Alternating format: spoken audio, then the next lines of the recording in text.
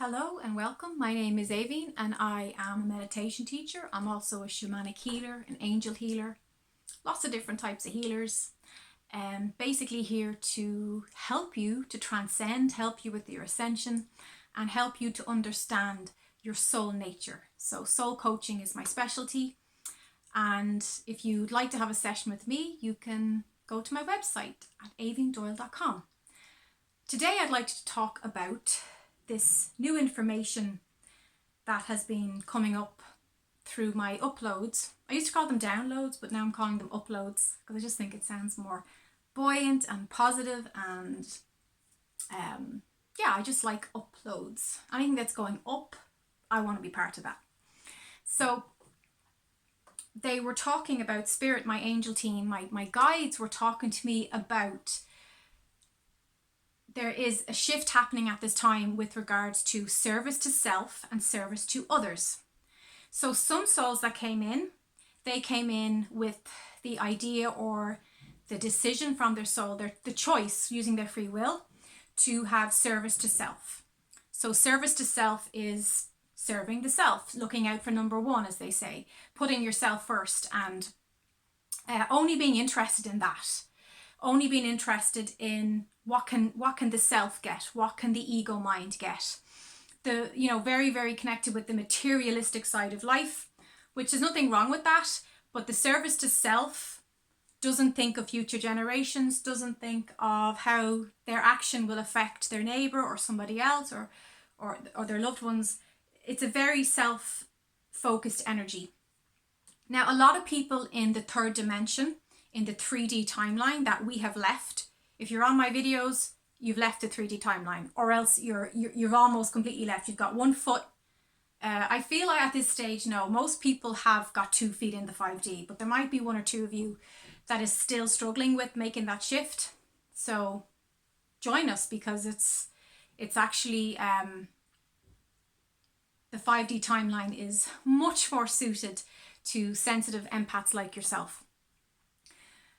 At least we feel acknowledged here, we have a place, right? And part of my work, part of the reason why I set up this channel years ago, and part of why I'm doing what I do, is because I want to help other people step into their preferred timeline. I want to help people to flesh out their 5th dimensional lifetime and to enjoy their life. So if you're doing work with me as a client, you know what I'm talking about. We work through the layers of pain, grief, suffering, limited thinking. We unpack limiting beliefs. We get to the root of things, and we help to explore what's really going on in your aura, in your body, in your consciousness, so that you can transcend and you can transform your life. So that's the beauty of doing this work. Now, back to the thought at hand. So the service to self, there is a dichotomy happening in the world right now, and you'll see this. Excuse my throat, because when I'm working with clients and I'm doing a lot of coaching, it's a lot of talking. So the poor little throat gets a little bit worn, but that's okay. We're still expressing ourselves. You'll see this in the timeline of the world. You'll see it on the news. You'll see that there's a conflict between 2 different factions. Then we have the service to others, which I am part of the service to others. Obviously, I wouldn't be here. I don't make any money from doing YouTube. I don't make, there's a lot of work I do for free, and that's service to others. And also by honoring my purpose, my soul path, and doing my soul's work in my soul role. I should really copyright soul role, because you heard it here first. That's where I'm providing service to others. So there is this dichotomy, there's a conflict between the two. And you'll see this in politics, you'll see it in economics, you'll see it in the way people are approaching their work life, you'll see it in friendships, you'll see families battling this out, because many of us crystals, Blu-rays, indigo souls, especially the earth angels really have a tough time. You guys, all of us included, we often choose, yes, I know, it's crazy. We choose to incarnate into soul families where 1 or 2 of our primary caregivers will be service to self. Having a lot of aha moments there? You're getting some light bulb moments? Ah, she was service to self. He was service to self.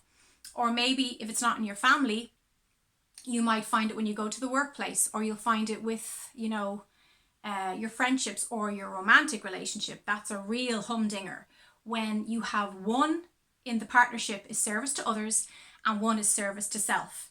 That can cause a real combustion point.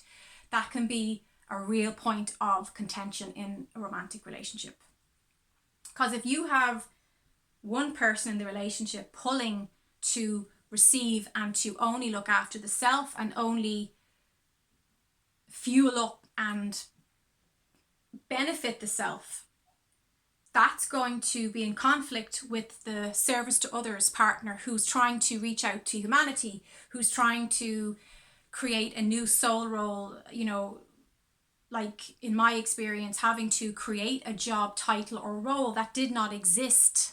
I was born in 81. These conversations didn't happen. I mean, they still don't even happen on a very mainstream level. And that's why I was forced to face my shy side and make these videos, because Spirit was like, it's not about you, it's about the message. It's about reaching out to other souls who feel alone and who need this information. So, how are we going to deal with this? Well, Spirit is saying it's important that whoever is causing you this anger or frustration, that you're able to see them through the eyes of Source. See them from a soul level. Bless them, send them love and light. And this is particularly difficult if it's a family member, if it's bloodline, or if it's a romantic partner. If it's causing you damage, if it's actually toxic, if you're feeling that it's dysfunctional and it's damaging the core of who you are, it's actually affecting your energy levels, it's affecting how your confidence in yourself, it's okay to walk away. It's okay to say, no, thank you. I need to love myself. I need to protect my inner child. I need to make sure nobody is abusing my kind nature, my pure open heart. Because unfortunately, the two magnetize together often. And we see this with the narcissist and empath dynamic. There is this magnetic pull between the empath, the service to others, the narcissist, service to self, because they're both trying to create balance. The empath is trying to find balance in regard to not just always giving up the self and being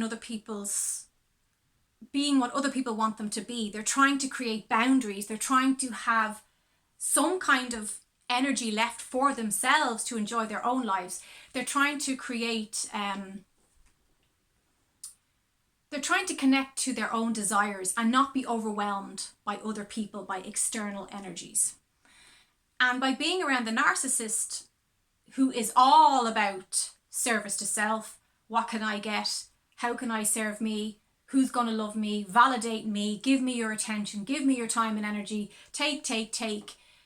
That's why there's an attraction, because they're both polar ends. They're both polarized energy of the source God energy. So the narcissist is attracted to the empath because they need an example of somebody who is giving, who is service to others, who is able to compassionately feel what other people are feeling.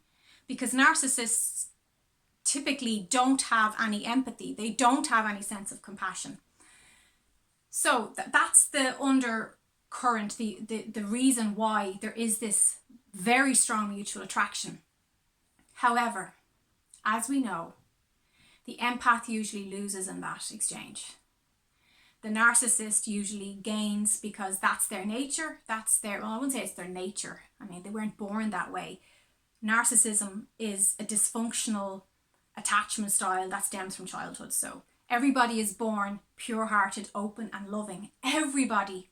Even Adolf Hitler was born. I know people don't like to hear that, but Spirit is like, no. It's a product of their environment, of their childhood, of their life. That that connection with God got not chipped away, because it can never be taken away, but it was definitely, it was suffocated, it was squeezed off, you know, the fuel from that higher source was being rejected, which will cause narcissistic behavior. I think it's important. I think at this time our culture is very quick to point the finger and say narcissist. You know, it's become very trendy to label everybody a narcissist, which I think is a little bit, it's very mainstream, okay? We don't need to go down that road. You notice I said narcissistic behavior. Remember, every person is still a soul of God, and their behavior, as bad as it can be and as toxic as it can be, is still not the core of who they are. So we're being asked to remember that. So if you're stuck with family members, or you're stuck with friends that or you know, romantic partners, God forbid, that are narcissistic in their tendencies, you're being reminded to remember that, to try and see them in the light, see their soul as a child of God, which they are.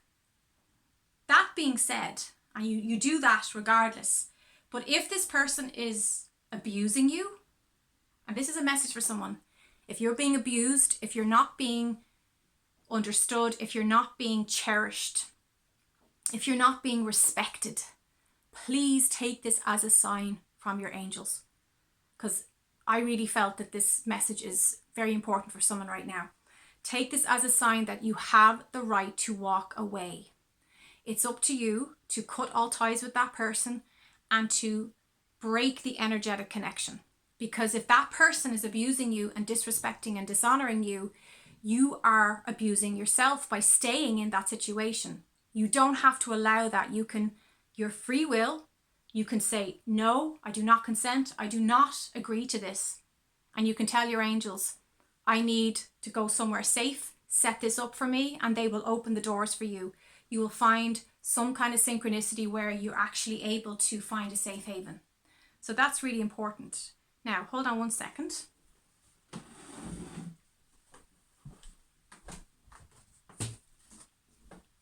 I wasn't going to bring this in, but I just remembered, okay? The light is reflecting. Oh, it's still reflecting. Okay. Safe, seen, and cherished. In your relationships, in your friendships, do you feel safe? Do you feel that you are safe when you spend time with that person? Do you feel that you are seen, that your soul is seen? Not your boobs, not your beautiful behind, not your pretty face, not your makeup, not your hair, you know, not your pecs, not your guns. I'm talking about truly being seen, authentically being seen. Does that person see you, and do they see you from the same soul perspective that you're seeing them? If we are in exchange with someone where it's not a mutual being seen, being witnessed, eventually those relationships will start to get out of balance. Somebody will be the taker, somebody will be receiving all that beautiful soul energy, and the other person will start to feel resentful. So that's really important as well as empaths, that we don't fall into that trap. The other one was cherished. So do you feel cherished? Are you treasured? Are you cherished? Are you number one in that person's life? Not number two, not number four. Are you number one? Are you cherished? Now, obviously, with romantic relationships, those three things are especially important. Okay? But to another level, to another extent, we can bring that into all our relationships. You know, you can say the same in friendships. I know it will express itself differently, a different dynamic, but you still need to feel safe with your friend. You still need to feel seen. You still need to feel cherished.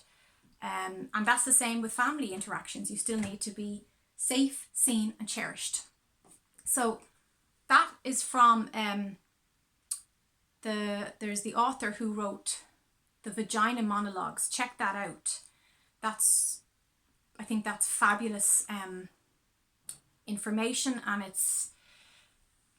I think it's a very raw truth that many people in our society just want to turn a blind eye to.